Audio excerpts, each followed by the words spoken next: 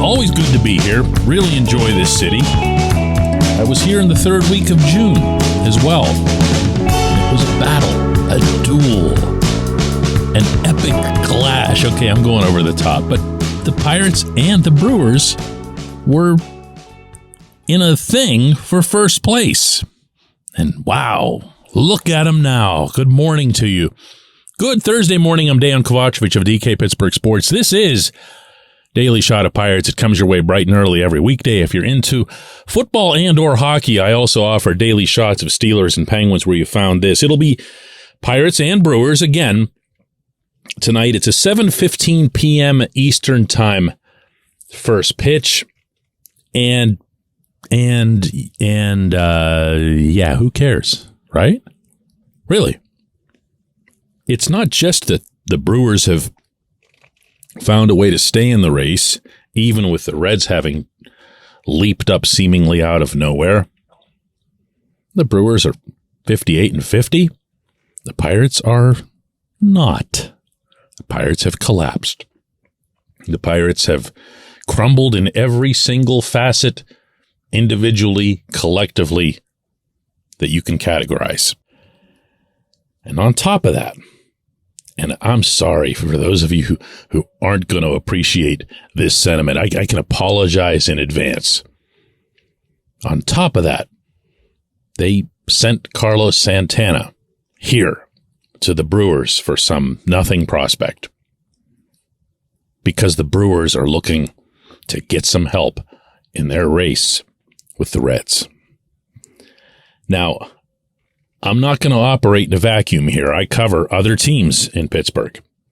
The Steelers have made trades with the Ravens. They're not common, and they would probably never happen out of anything amicable or helpful, but they've made them. Penguins have made trades with the Flyers. Penguins, heck, they had a trade with the Flyers way back in 1992 that helped them win a second consecutive Stanley Cup. But they're rare. And they'd never happen in any sort of way in which you could directly, boost the guys you were just chasing a month earlier.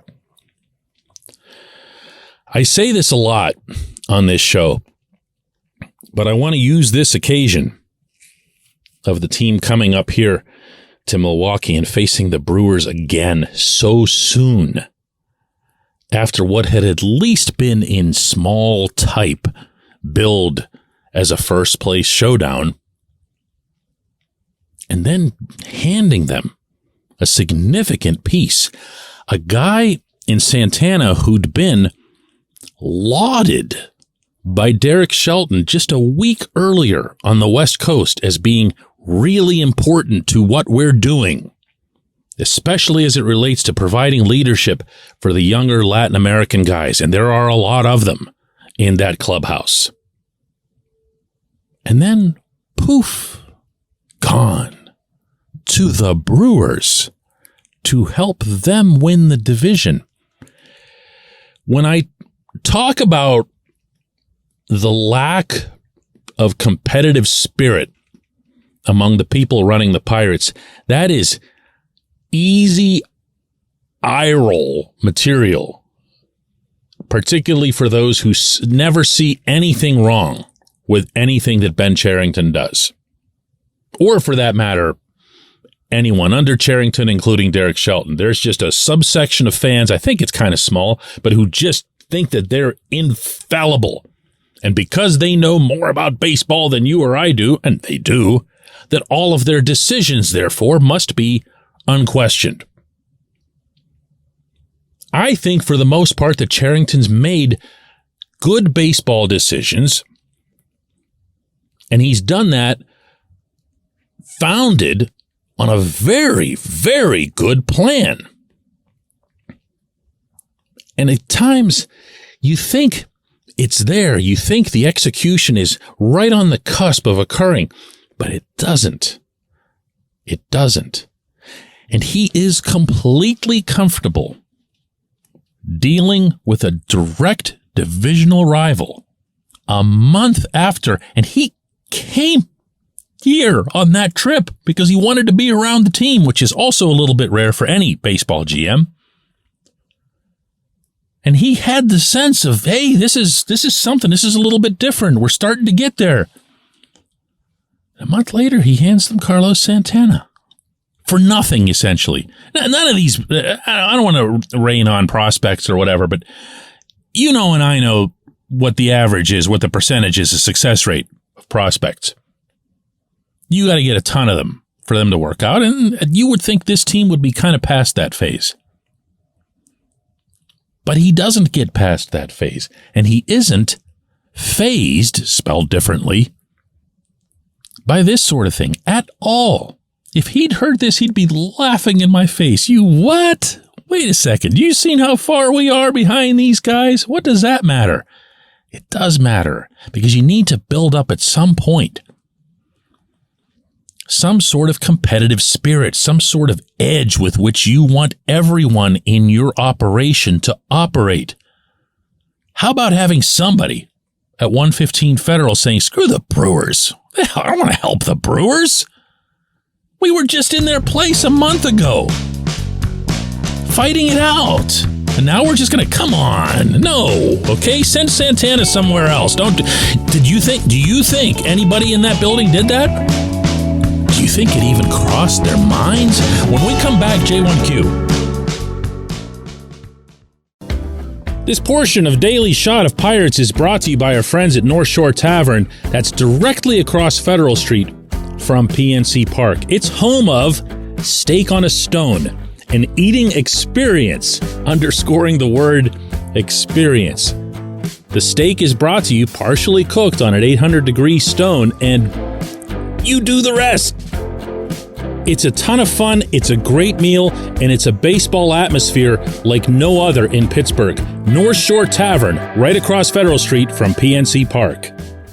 Your front door, your car, your bike, your computer, your gun. Safety is a habit. Every day you lock and secure your home and everything you want to keep safe. Gun safety and responsible storage are no different, and the best way to help prevent accidents, misuse, and theft. If you have a firearm, own it, respect it, and secure it. Visit ProjectChildSafe.org. Brought to you by the National Shooting Sports Foundation and the Bureau of Justice Assistance.